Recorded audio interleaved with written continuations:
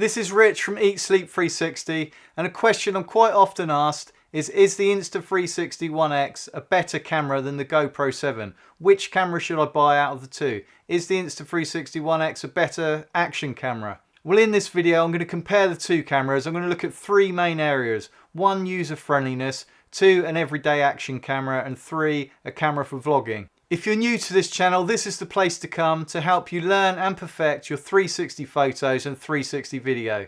Please remember to subscribe and hit the bell so you don't miss out on any new material that I've got coming up. In this video, I'm not going to compare the specification of both cameras side by side. I'm going to look at using the camera on a day-to-day basis and how realistically they compare. The first thing you notice about the Insta360 One X is that it's a really nice looking camera. It's got a real sexy and sleek design, but there is a sense of vulnerability about it as well. It does stand a lot higher than the GoPro, and the footprint of the camera is quite small. So you put this down and there's probably a good chance that it could get knocked over. You have to be ultra disciplined with this camera from the start to take care of the lenses. The lenses on this camera are ultra wide and they protrude quite away from the camera body. And if you don't take care of them, at some point you will scratch or scuff them. The menu on the Insta360 One X can all be seen on a tiny LCD screen, and you work your way through all the functions of the menu using two buttons on the front of the camera. This screen can only be used to access the menu, and it isn't a screen that you can preview the image on or do any playback. So once you've taken your photo or taken your video, you can only play it back in the app. But as soon as we jump into the Insta360 One X app, then that's when things get really exciting, because the app not only allows you to edit as a 360 image, it allows you to choose parts of that image so you can edit it together like an ordinary video camera. And because you can shoot ordinary video with the One X, this is how it can compete with the likes of the GoPro and other action cameras. The app is really user friendly, it's really well thought out, and there's a lot you can do with it and a lot you can do with your images.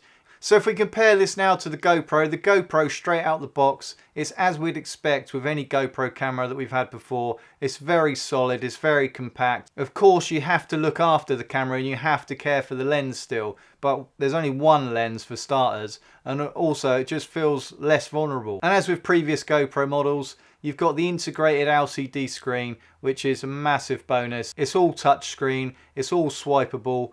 You can access every part of the menu very easily and it's very intuitive to use. And you can use the LCD screen to preview stuff that you're going to shoot and play back straight away, straight on the camera. So purely from a standalone camera point of view, without using an app and without integrating it with your phone, I think the GoPro does come out on top from a user-friendly point of view. As far as an action camera is concerned, the Insta360 One X has a couple of dedicated mounts that the GoPro doesn't have, which are specific for the 360 nature of the camera.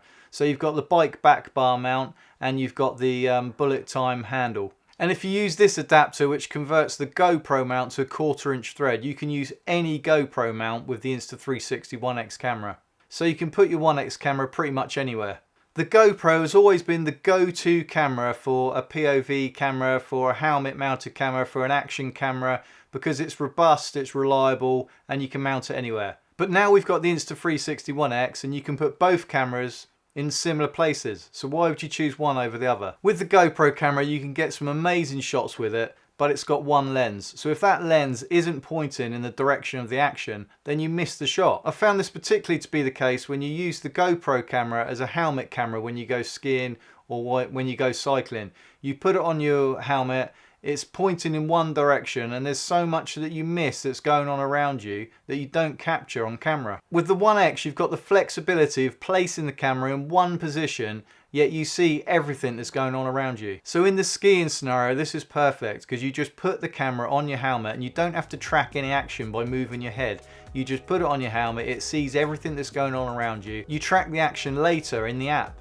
So the Insta360 One X gives you maximum choice and maximum flexibility when it comes to framing and deciding what part of the image you want to use. So no matter where you mount it, whether it's on a wrist mount, a chest mount, a helmet mount, on your bike, on your car, you can get some really cool shots. With any action camera, image stabilization is one of the key things that people look for. If an action camera isn't stable, then the footage is going to be unusable. With the GoPro 7 they use Hypersmooth, and this is claimed to give you the most stabilized image yet. The Insta360 One X, like the GoPro, also claims gimbal-like stabilization, which they call flow state. So whether we put both cameras on a selfie stick, go for a walk, go for a run, or whether we mount them on a bike, you can see that both cameras, the stabilization is really impressive. The GoPro has already proved to be a good vlogging camera.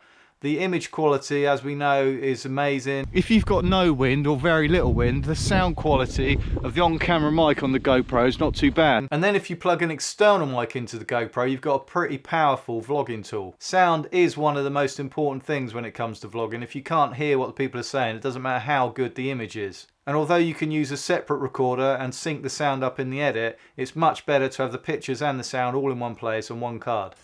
The sound of the 1X is inferior to the GoPro, and there's no way of plugging in an external mic. So in the vlogging arena, the GoPro wins. Wait. Okay, so you have better sound on the GoPro, but with the 1X you get a multi-camera shoot all in one. It's actually a game changer for vloggers. You're not fixed to one camera angle like you are with the GoPro. You can hold the camera in one position and you can see everything that's going on around you, and you can make all the decisions in the edit.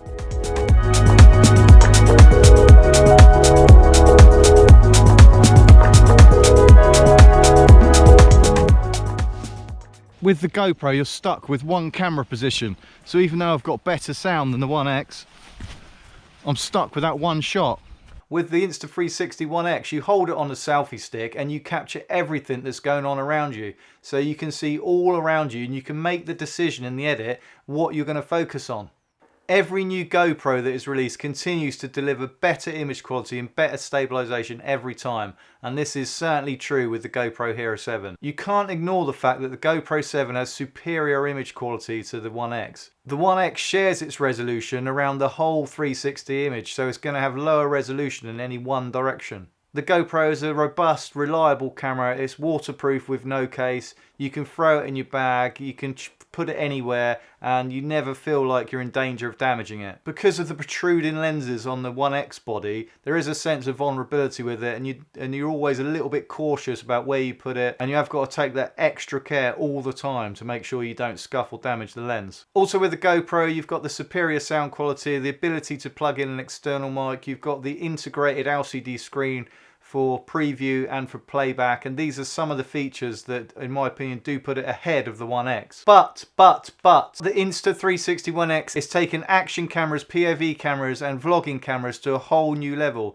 This camera you can place in one position and you have a multitude of choices in the edit. You're no longer fixed with one choice. So even if the image quality is slightly inferior to the GoPro, who cares? You know, most people view this stuff on their phones nowadays on a tiny screen. The images this camera produces are still amazing. The lack of a screen on the 1X doesn't bother me. I always use the 1X with my phone and with the app, and I find the workflow really easy and really smooth. The creative options that this camera offers cannot be ignored.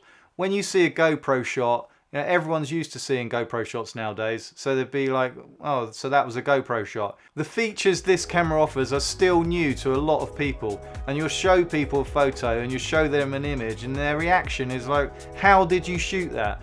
Is that a drone? Have you got a cameraman following you? Where was the camera position? Has that photo been photoshopped? You know, this is such an exciting camera to use. If I had to choose between the two cameras, then I'd have to choose the 1X because it's so much more fun to use and it just gives me so much more control over the image. Only you can decide which camera is best for you, and it is a confusing, difficult question to answer, but I hope now you're armed with a little bit more information from my perspective from everyday use about which camera you think will suit you best. Please subscribe and like this video and hit the bell so you'll be told straight away when I release more videos. Tell me in the comments section which camera you've decided to buy, and if you haven't made your mind up yet, then let me know and I'll try and help you. I'll see you on the next video.